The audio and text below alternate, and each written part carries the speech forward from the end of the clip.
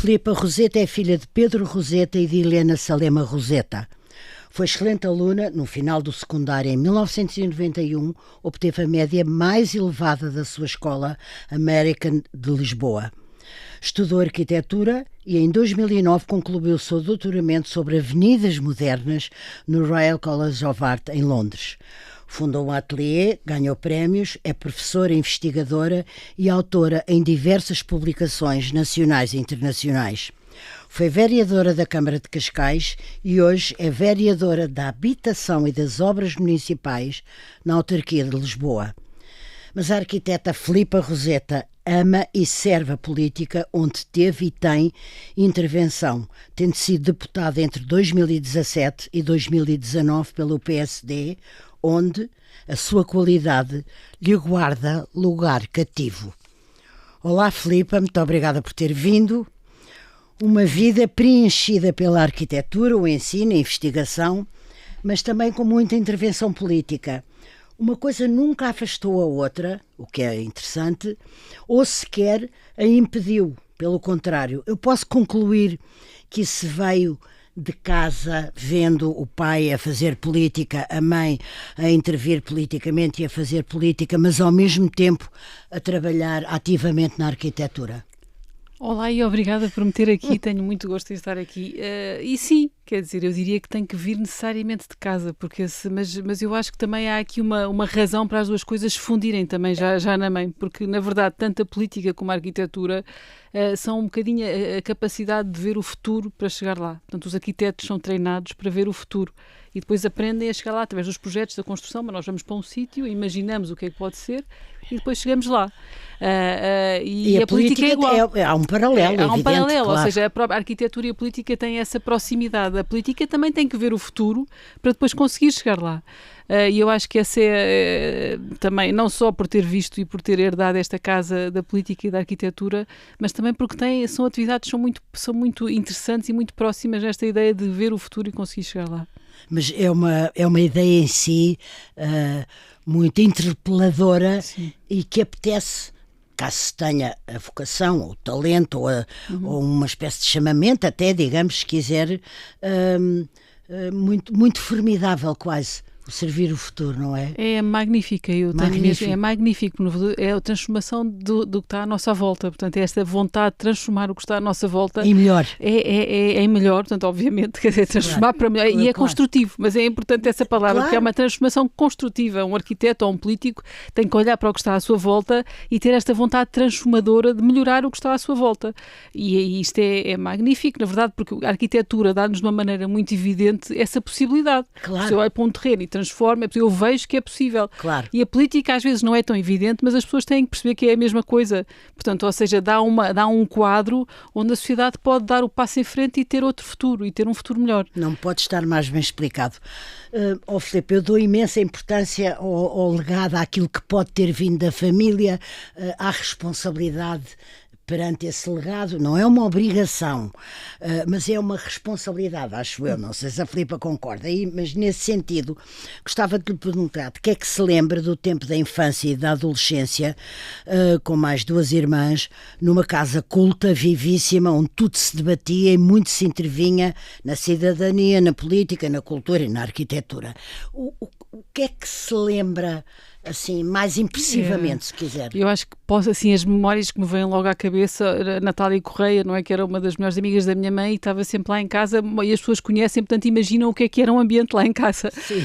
Que era esse, as pessoas entravam e debatiam tudo, e nós estávamos ali e ficávamos por ali a ouvir tudo, debatia-se tudo com opiniões diferentes. Cresceram ao pé dos pais, sempre no botequim. As pessoas dizem, tu ias ao botequim, íamos ao botequim, sim, fazíamos quase todas as festas no botequim. Filipa, resuma só aí numa linha, porque há muita gente mais nova que não se lembra, ou até talvez nem sabe quem foi a personalidade pujante e fulgurante da poetisa Natália Correia. Era uma mulher magnífica, portanto, uma que entrava para além de ser uma poetisa e uma política muito determinada, ela entrava numa sala e enchia a sala. E eu, na quarta classe, fiz uma redação que era As Minhas Heroínas e escolhi a Natália Correia, Fernanda Mestinho, que eles devem ter ficado assustadíssimas. Mas só para vocês imaginarem o que era, porque ela realmente, para uma criança que não percebia nada, era apenas uma mulher com muito poder, muito poderosa, e se impunha numa discussão e, acima de tudo, dinamizava o debate, dinamizava, sobretudo, o debate sobre arte, sobre poesia, sobre tudo. Sobre política, sim, isso. Ela tem uma intervenção política fortíssima, muito feminista, portanto, tudo isto Mas eu diria, gostava de dizer que não é tanto uma responsabilidade, é uma obrigação, é uma inclinação. Portanto, eu acho que é mesmo uma inclinação e a pessoa faz isto. O legado, a ideia, estava a dizer, se faz isto por responsabilidade, sente a obrigação ou sente a responsabilidade, não. Eu disse que uma obrigação, não. Sim, se sente a responsabilidade do legado. Eu acho que não é mais a ideia da inclinação. Há uma inclinação natural para isto. Há uma inclinação que a pessoa ou vai contra ela. Se viu, cresceu-se assim. Isso, ou vai a favor dela ou não. E no fundo é aquilo que é como a pessoa não é? Ou seja, todos os seres humanos têm que seguir a sua inclinação. Uns cheguem para a pintura, outros cheguem para a música. Esta é a minha inclinação. Filipa, as suas irmãs seguiram a inclinação? Elas são muito ativistas em áreas diferentes, que é bastante interessante. Não estão em partidos e não querem, até à data não querem, mas são muito ativistas. A Catarina na parte do ambiente, portanto é professora também e investiga as questões ambientais e é muito ativista do ambiente, das questões da ecologia, e a Madalena também dos direitos LGBT, porque é uma pessoa que é bastante ativista nesta área. Portanto, cada uma de nós no fundo, também é informática e tem uma mas tem cada uma de nós seguiu a inclinação para áreas diferentes, que é uma coisa curiosa. E eu estou aqui, portanto, em termos partidários, eu é que assumi esta missão. Já lá vamos. Mas ainda sobre a cultura da casa e o ambiente e a família onde nasceu e cresceu, a Filipa cresceu na admiração dos seus pais, é óbvio, mas o que é que retém como mais significativo do seu pai, que é uma personalidade diferente, caracterologicamente, da sua mãe, o Pedro Roseta, seu pai, um notável intelectual e ex-dirigente partidário e deputado, e da sua mãe, mais expansiva, mais interveniente, mais ativa, se quiser. O que é que reteve de um e do outro? É muito interessante porque eu acho, sendo os feitios muito diferentes, são muito iguais. A maneira como exercem a política é muito diferente, mas os princípios são absolutamente... E o entendimento que têm da política, não é? É absolutamente idêntico, ou seja, aquilo que são os nossos valores é comum. Portanto, haja diferenças e nós somos muito plurais. Na nossa família há muitas diferenças, mas há um entendimento comum e, portanto, de um e do outro. O pai sempre muito mais numa linha filosófica, de filosofia política, de história. O pai é uma biblioteca ambulante, portanto, sabe tudo. Ambulante, sabe tudo de tudo da história do mundo, portanto é uma coisa incrível. É uma pessoa muito interessante. Muito interessante. Qualquer coisa que se lhe pergunta, ele sabe muitíssimo. A mãe é viva, não é? Carismática, portanto tem outro tipo de abordagem impulsiva, corajosa, portanto são abordagens diferentes, mas são muito unidos nos valores que defendem. Portanto, eu diria da social-democracia, mas podem discutir neste princípio de defender a liberdade e defender que ninguém deve ficar para trás. Estes dois princípios, seja a liberdade da pessoa, a dignidade da pessoa e o princípio de que ninguém pode ficar para trás, nenhuma sociedade é válida se estivermos a deixar pessoas para trás, isto estão unidos nesta luta, de maneiras diferentes e por caminhos diferentes. É o essencial, eu diria que sim. De estarmos vivos traz a exigência dessa atenção e de olhar para o outro e tentar que o olhar para o outro se traduza em atos concretos, não é? E são incapazes de não fazer, de olhar para o outro e ver um problema e não atuar. Isso é... E acontecia-lhe... desculpe, a Filipa não... Foi muito interessante porque não escolheu só arquitetura ou só política, abraçou-as às duas. Como é que se pode distribuir por duas interpelações tão fortes? Eu, Como é que faz? no princípio, eu queria mesmo, não queria ter nada a ver com o caminho dos partidos. Estava muito na linha das minhas irmãs, porque há uma parte muito dura associada a isto tudo que nós conhecemos muito bem. Portanto, ou seja, nós as três conhecemos muito bem. Portanto, eu quando comecei a minha carreira de arquiteta e de professora, de investigadora, estava sempre à margem da política. Seguia, mas estava sempre à margem. Até aos 40 anos, eu diria, eu tenho agora 52, mas até aos 40 não queria me envolver mais do que o ativismo de tentar estar nos órgãos eleitos da universidade, mas não na vida partidária. Há realmente um momento onde eu decido tomar este passo. E o que é que a fez decidir? Eu diria que há duas coisas. Primeiro, uma negativa e uma positiva. Portanto, a parte negativa foi o Sócrates. Eu acho que várias pessoas, quando o Sócrates ganhou a segunda vez e já toda a gente sabia o que ele era, há aqui uma grande revolta de pensar... Como é que é possível aquele homem ter sido eleito? E foi mesmo o primeiro momento que é negativo, por assim dizer. Mas depois foi claramente, e isso tem que dizer, a campanha 2008 do Obama-McCain, que foi uma campanha absolutamente notável, porque eu seguia sempre a política como quem segue como hobby. Ou seja, e a campanha do Obama e McCain foi uma campanha notável, porque eles eram os dois homens notáveis, brilhantes, e a pessoa de repente pensa, isto pode ser bom. O McCain fazia tanta falta ali, e a verdade, e a pessoa pensava, eles são os dois homens muito bons e podem ser bons e ter um debate e respeitavam-se imenso um ao outro, e aquilo era tudo, ou seja, a política pode ser assim. Aquele mundo da política pode ser assim. E foi mesmo essa campanha que eu segui quase apaixonadamente até ao fim, até o Obama ganhar, que ninguém acreditava que ele ia ganhar. É verdade. E pensei, isto pode ser bom, vamos lá tentar. E todo o discurso era participa, todo o discurso do Obama do grassroots era participem. Portanto, eu claramente estava em Londres nessa altura, a acabar o doutoramento, e estava a seguir aquilo com uma intensidade imensa, e foi nesse momento e por essa maravilha que a política pode ser, dois grandes adversários com pensamentos políticos diferentes, a respeitarem-se um ao outro com imensa dignidade, mas com pensamentos políticos diferentes. Olha, que é talvez a coisa que mais faça falta neste momento. Faz tanta falta e é muito importante. Aqui, na Europa, no mundo, nos Estados Unidos. E pode ser assim. Eu acho que aqueles dois senhores nós já vivemos isso. Nós já vivemos, testemunhamos que pode ser assim. E depois, porque é que digamos que a morada escolhida ou eleita foi o PSD? Porque eu sou social-democrata, fácil. Sou mesmo social-democrata, ou seja, eu acho que o Partido Social-Democrata... O Partido Socialista também é aquele, mas eu diria que a social-democracia, portanto, eu tenho aqui algumas notas que me ligam mais ao espaço do centro-direita, por assim dizer, que tem a ver acima de tudo com esta liberdade. Quando eu tive a educação americana, muito ligada à liberdade da pessoa, portanto, eu acho que o centro tem sempre temos que juntar a liberdade da pessoa com o olhar pelos outros, mas à nossa esquerda, à minha esquerda, que às vezes olhar pelos outros apagam a liberdade da pessoa. É verdade. E a liberdade da pessoa, o direito à diferença, que é uma coisa muito importante. Tudo isto são lugares onde o PSD abraça mais esta causa, eu diria, esta junção das duas coisas é o partido que faz isto melhor.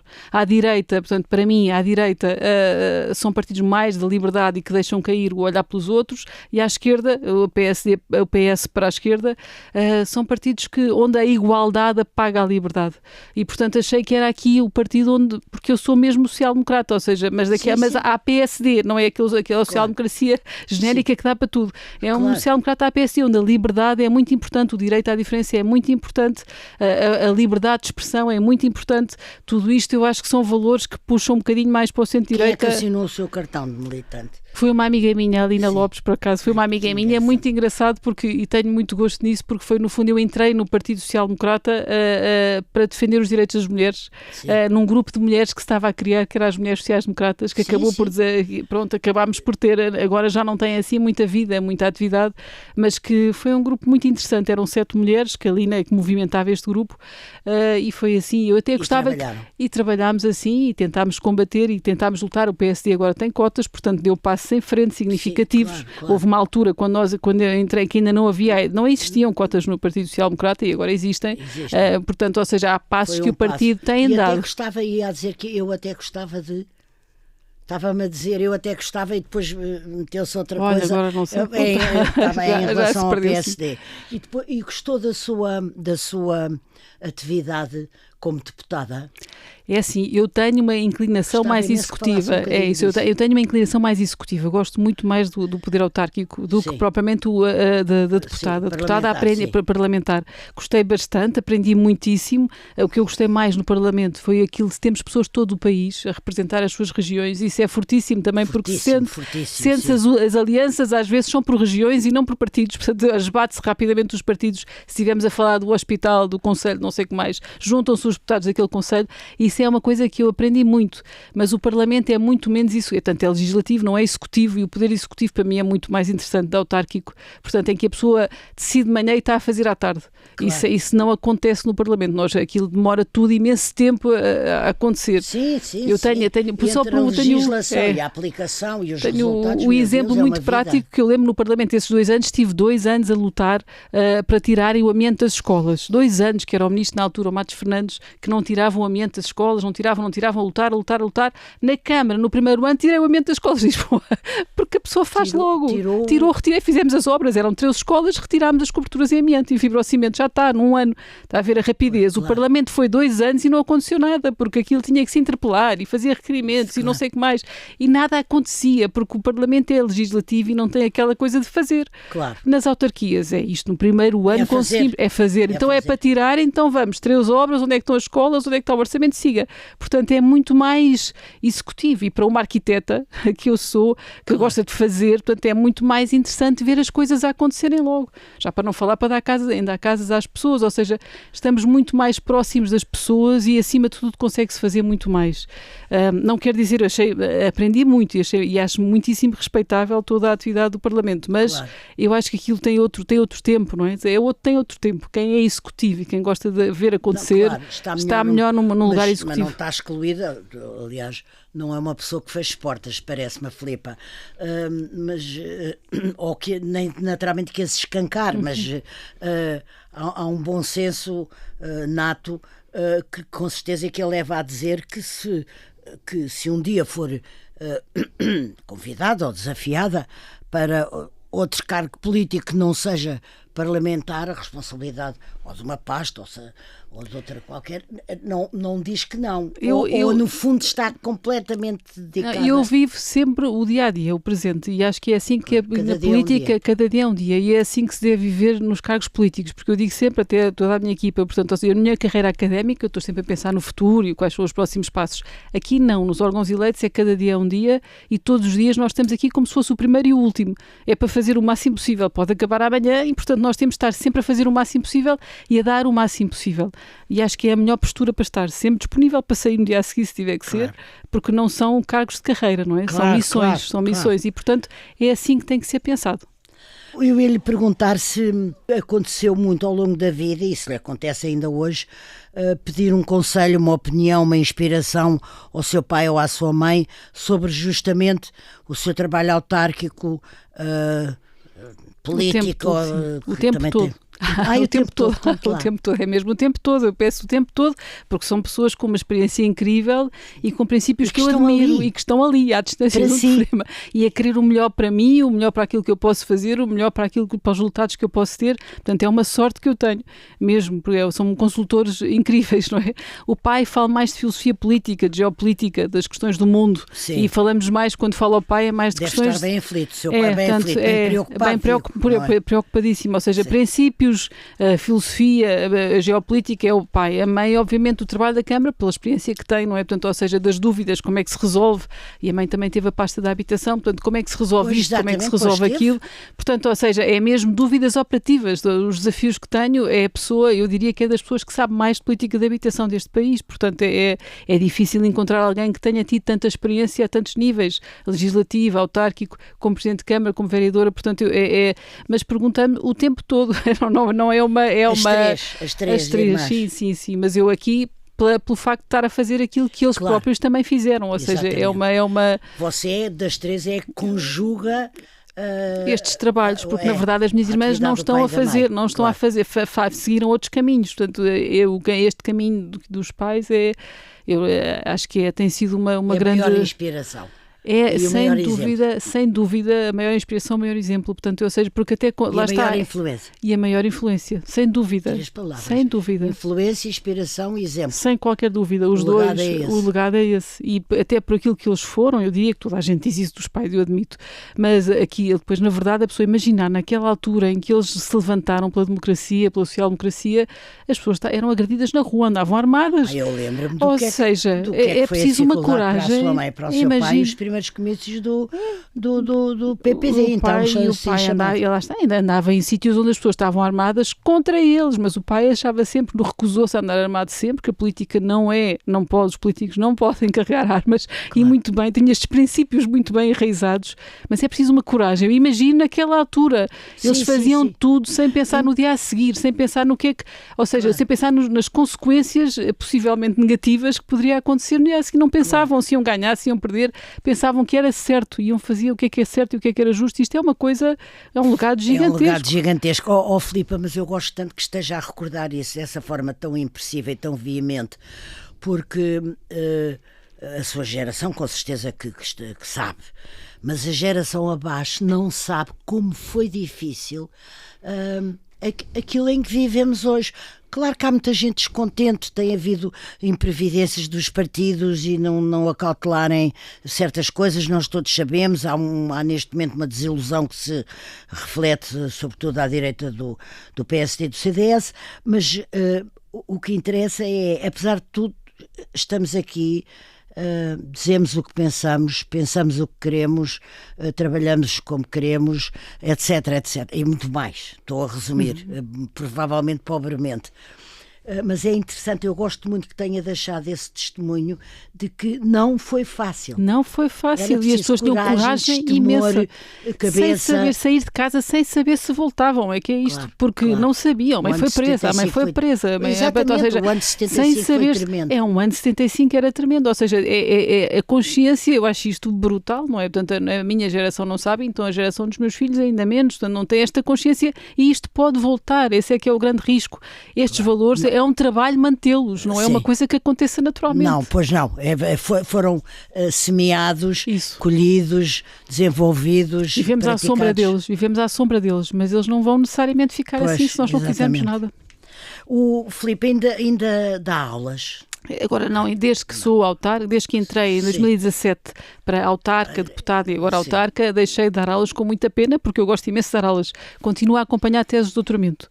Isso acaba por manter aí a ligação à academia, mas é a minha carreira, portanto a qualquer momento vou voltar com muita alegria, porque eu gosto muito de dar aulas, portanto é uma carreira, eu gosto muito os alunos também têm esta coisa de ajudá-los a imaginar o futuro e a fazê-los acreditar que pode ser melhor. Claro, e isso é ótimo. Que professora era dinâmica, eu gostava imenso de dar aulas. Olhar para a frente, gosto imenso de dar aulas por todos os anos, aulas desde 1998, portanto já começa a ser mais de 20 anos, portanto, e todos os anos uma turma de alunos que querem ser melhores, querem imaginar mais portanto é muito positivo. Claro. É toda uma... eu tento ver no aluno sempre aquilo que ele tem para dar, sempre. Os alunos são todos diferentes e eu sou muito construtiva nesse aspecto como professora, ou seja, tento ver o que é que aquele aluno tem para dar e puxar por isso. Não são todos iguais, em arquitetura não são todos virtuosos do desenho, não são todos virtuosos do espaço, se calhar é mais investigador, se calhar, portanto, é procurar o que é que aquela pessoa tem para dar melhor e fazê-lo ir para aquele caminho que é a sua inclinação natural. Esta ideia de ajudar as pessoas a encontrar a sua inclinação é a missão do professor. E eu acho que isto eu tenho mesmo gosto em dar aulas, portanto, gosto de ser professora e gosto muito de ser professora de arquitetura. Tem a noção que tem um currículo formidável ou não? Quer dizer, não sei, eu gosto de trabalhar, sempre gostei de gosto de trabalhar. Mas isso também é de família. Pois, sim, também ela trabalha? Sim, ou seja, nem o pai nem a mãe vão parar nunca, então a mãe é impossível, vai trabalhar sempre. Eu acho que, porque trabalhar faz parte, é um prazer, não é? O prazer que nós temos é em fazer coisas, portanto, não fazer nada é que é uma angústia. Claro. Por isso... Filipe, então... Antes de Lisboa, onde é vereadora, eu tenho que parar em Cascais, onde também foi. E Cascais pode ter sido... Claro que são duas situações totalmente diferentes em tudo, não é a mesma natureza das coisas, etc. Mas pode ter sido um ensaio geral, um treino... Na altura foi apenas um convite do Presidente Carlos Carreiras que eu aceitei com muito gosto e, de facto, ali a vantagem é que eu tive o urbanismo, portanto, embati logo com a parte mais burocrática das câmaras e foi interessante, foi uma aprendizagem nesse aspecto. Talvez tenha sido um princípio, um começo, portanto, para tentar perceber todo o filme, mas não foi nada pensado. É o que eu digo, eu penso mesmo nestas coisas dia a dia, não é nada assim. Não, sim, não foi pré-pensado. É isso, claro. Aconteceu, estava com vontade de perceber o que era estar do outro lado e as coisas foram acontecendo naturalmente, não é uma eu estou sempre com disposição de amanhã voltar para a minha carreira académica que gosto muito. Enquanto eu sentir que posso ser útil e senti que podia ser útil em Cascais, já tinha feito a igreja, já tinha a minha família, a família da minha mãe é quase toda de Cascais, portanto eu não sou de Cascais, os Chalemas são todos de Cascais, mas ou seja, eu não tendo nascido lá, vivi lá a minha infância praticamente toda, portanto é um conselho que me diz muito. Há uma ligação também e portanto sentimental, também sentimental e portanto conhecia bem o território, por isso achei que podia ser útil nesta parte do urbanismo e de pensar a cidade. E agora falou da Igreja da Boa Nova e ganhou um prémio com a Igreja e a sua entourage. A Igreja é muito bonita e é muito interessante fazer uma igreja. Quer dizer, normalmente magnífico. A gente está a ver casas,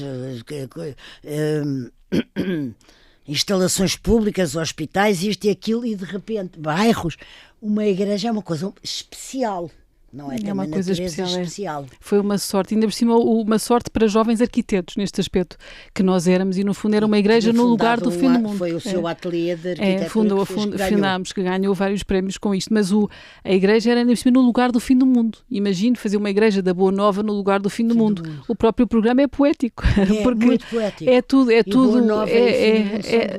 portanto levar a Boa Nova ao fim do mundo e tínhamos um padre que era o Padre Armindo que era uma personalidade muito forte e muito interessante que nos ajudou também a chegar lá e foi uma experiência única e como jovens arquitetos pensar logo no que é o espaço, como é que se desenha um espaço sagrado foi uma ótima experiência.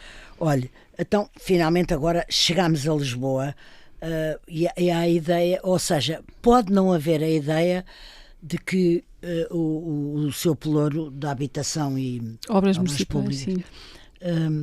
Quão duro é. Eu sei que nada a demove, que a dureza não impressiona, que o trabalho ainda menos, etc. Mas não se pode falar de um pelouro assim e numa capital sem incluirmos a dureza e a luta sem quartel que exigem os resultados. Eu gostava que exemplificasse isto que eu estou a dizer, que me falasse da dureza. Pois eu acho que é difícil, assim, eu gosto de trabalhar, portanto para mim nunca é o problema, nunca é o trabalho em si, portanto isso é muita gente, as obras são mais do que dos obstáculos. Sim, mas eu vou dizer, portanto, ou seja, eu diria que nas obras e na habitação são obstáculos diferentes, portanto nas obras é a parte da burocracia que nós temos que passar e cumprir regulamentos e tem que ficar tudo muito direito, mas isso é mais cumprir, especialmente temos que passar pelas regras todas urbanísticas, isso é a parte de combater a burocracia, por assim dizer, e ter a certeza que conseguimos fazer, que eu tenho um perfil muito executivo, é para fazer a obra, portanto não é só para apresentar, não me interessa, é que não me interessa mesmo nada, é mesmo para fazer a obra, para ir para o terreno, para construir, eu tenho desde as obras, portanto tenho aqui a sorte com o engenheiro Carlos Moedas, não é preciso ter desde as obras dos túneis, não é, até às obras das casas, portanto aí o combate maior é a burocracia, o maior obstáculo. A burocracia, a burocracia da Câmara será algum dia reversível? É assim, é possível melhorar e a ideia é tentar retirar algumas exigências, aquelas que são possíveis retirar. Não, exatamente. Portanto, é isso, remover coisas que não são necessárias. Já lá está há 4 anos. Eu acho que a vereadora Joana Almeida tem feito esse trabalho no urbanismo de retirar algumas... A vereadora Joana Almeida tem urbanismo, tem feito esse trabalho de conseguir tirar algumas regras para nós conseguirmos avançar com mais calma. Singrar na floresta de regras. E a simplificação, a ideia é eliminar, é apagar. A burocracia resolve-se apagando regras. Tem que se apagar regras. Por isso simplesmente não é mudar nem por outras, é apagar. Mas tem a noção que têm feito isso? Tenho noção que temos feito isso e os resultados são melhores em termos daquilo que sai mais rápido. Portanto, vamos ver, mas eu tenho noção que isto tem acontecido, por um lado. No lado mas na habitação é mais duro. Na parte, portanto, eu estava a falar das obras. Na parte da habitação é muito mais duro. O que é duro aqui? Estou sempre com famílias que têm muitos problemas e por mais que eu resolva 8, aparecem 10 que não consegui resolver. Isso é que é duro, porque a pessoa vai para casa com os casos que não conseguiu resolver. Por exemplo? Imagina uma família de pessoas que está na rua ou que ocupou uma casa, que eu tenho casos destes. Família ocupou uma casa, não tem direito, nem tem rendimentos para ocupar uma casa, mas é uma família que ganha 900 euros por mês. Uma mãe com 3 filhos ganha 900 euros por mês. Portanto, ou seja, a pessoa sente que aquela pessoa não tem direito, não devia ter feito, e não pode fazer, e temos que dar-lhe outras soluções, mas ela não pode ocupar a casa. Mas o que é duro? É duro saber que aquela solução não pode ser... É uma mulher que ganha pouco, que tem muitos filhos, e como é que eu consigo ajudá-los a todos?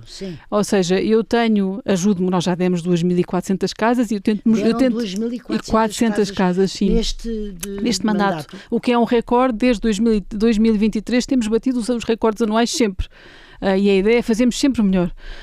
E temos 6.000 pessoas em lista de espera, portanto nós ajudamos casos muito dramáticos, mas há casos, principalmente aquela classe média que pode escorregar para a pobreza, que nós não estamos a chegar a todos e nós queremos chegar a todos. Mas e fizemos já alguns programas para chegar lá. Os problemas neste momento do país é a classe média, não é a alta que sobe, não é a baixa que sobe, é a média que desce. É isso que nós temos que impedir, mas conseguimos fazer uma coisa que eu acho que é positiva, que é, não conseguimos dar casas a todos, porque é impossível, temos 6.000 pessoas em lista de espera, mas conseguimos dar apoio à renda a todos. Portanto, desde 2022 que temos um apoio à renda que todas as famílias que pediram têm. Portanto, conseguimos uma solução habitacional que é a Câmara ajuda a pagar a renda. E a família, provando os rendimentos e provando o valor de renda, se tiver este grau de dificuldade, a Câmara ajuda a pagar a renda. E já estamos a apoiar, para além de termos dado 2.400 casas, estamos a apoiar mais de 1.200 famílias nestes formatos. Portanto, ou seja, conseguimos alargar rapidamente o grau de pessoas que estamos a apoiar. Porque o que custa mais é mesmo nas soluções que não conseguimos resolver. E é por isso, porque são muitas, lá está, em 10. Isso é a parte que é a única parte que eu considero francamente dura, no sentido duro, porque nós queremos ajudar as pessoas e queremos fazer que o outro esteja melhor. E vai-se para casa eu vou para casa com os problemas que não consigo resolver. Isso é um facto e pronto, é um problema, se calhar. Mas esse e vou a pensar como é que eu vou resolver isto, ou seja, como é que eu vou conseguir resolver isto, porque a pessoa pensa, esta família precisa de ajuda. Eu não estou a falar de quem não precisa, de quem está a abusar, não é nada disso, porque eles não têm dificuldade nenhuma. Portanto, quem abusa do sistema, não tem dificuldade nenhuma em dizer que não.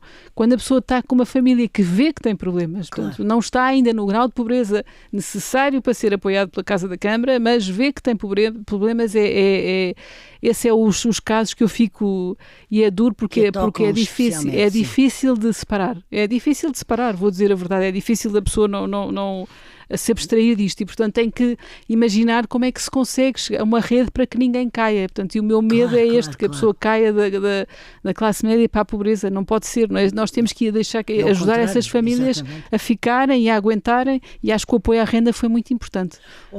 Filipa, como é que é o dia-a-dia de uma vereadora da capital de um país, de Lisboa? Ótimo. Quem gosta é ótimo. Não, sim, mas, por exemplo, a ideia que eu tenho, errada, provavelmente, é que é sempre em reuniões. Sempre com muita gente, sempre a... Temos muitas reuniões. A que horas é que pensa? Eu acordo muito cedo, portanto também tenho essa vantagem, também me deito muito cedo, portanto eu acordo cedíssimo, tenho naturalmente acordo sempre antes das 7, portanto às 8 já estou a pensar e portanto às 8 ninguém está, eu só posso começar a telefonar as pessoas a partir das 9, eu já tenho ali uma hora, tenho ali uma hora em que ninguém, quem que estou a pensar, que é a sua, que é a minha, pronto, ou seja, e que penso e que vejo as notícias e tento ver o que é que está a passar e que determino, é assim a hora do dia onde estou mais sossegada, entre as 8 e as 9. E depois a partir daí começa o rebuliço das reuniões.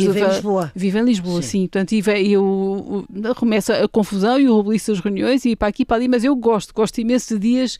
Os dias são muito diferentes, das 9 às 8 acontecem imensas coisas. Não é nada um dia uniforme e diferentes uns dos outros, que eu também gosto disso. Eu não gosto muito de ritmos sempre muito sequenciais. Nem de rotinas sempre iguais, portanto, e vou muito aos bairros, portanto, da habitação, vou muito aos bairros. Sai muito. Muito. Então eu tenho bairros onde vou regularmente, o Boa Vista, Padre Cruz, estamos a fazer processos de realojamento, Alcântara, eu estive ontem no bairro Horizonte, que é ali no Beato, pelo menos 1 ou 2 vezes por semana estou nos bairros, provavelmente mais, com moradores, com associações de moradores. Isso é interessante porque estamos ali com as pessoas a ver os problemas, não é? Tentar perceber qual é que é o problema, como é que é a solução. Como é que posso intervir aqui? Portanto, é mesmo, eu gosto muito, portanto, mas a pessoa tem que gostar. É uma vida muito rica porque é muito diferente, mas estamos ao pé dos... A riqueza é de manhã ter um problema que se consegue resolver à hora do almoço. Isso é uma maravilha, porque a pessoa vai... Acontece, é verdade. Ou seja, por mais que... Lá está, o que me custa mais não é o trabalho, é não conseguir resolver os problemas. Isso é a parte que eu fico, porque é difícil, é chato e é muito humano e é muito pessoal. Nós sabemos que há muitas coisas e é muito difícil, não é? Estamos a falar da habitação das pessoas, portanto, claro. Nós sabemos que aquilo é muito importante para aquela pessoa com quem nós estamos a falar. A segurança não é consigo, mas em todo caso estão conscientes que temos que apressar um bocadinho que é um problema. Sim, é um problema, sim. Tem a noção disso. Sim. Não é concretamente, não tem que lidar com isso, nem com a responsabilidade disso, mas é uma coisa certo, preocupante. mas eu tenho os bairros de Alcântara, ou seja, por exemplo, eu falo assim, e o que eu posso dizer, a grande questão e o grande problema, para mim, nos bairros, é o tráfico.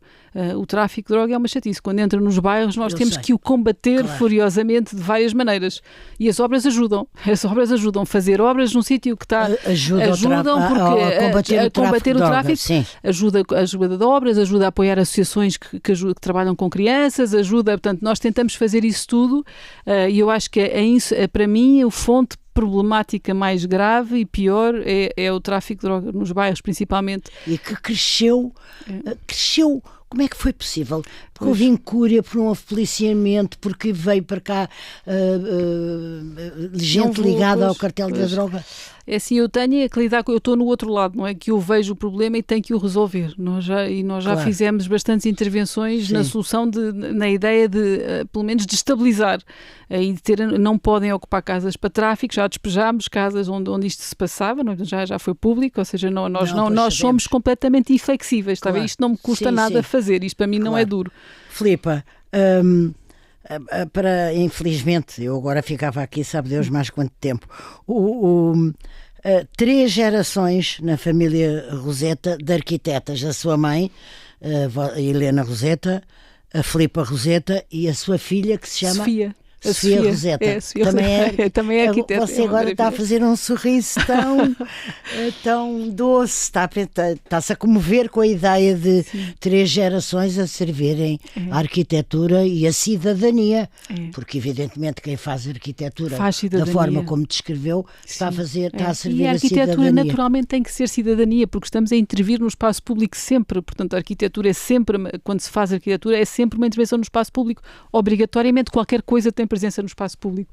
Portanto, a arquitetura é sempre uma transformação do mundo, por isso é sempre uma forma de cidade. Portanto, a minha filha é uma maravilha. A minha filha também, eu não a obriguei nunca, nem pouco mais ou menos. Ela escolheu o que quis. Claro.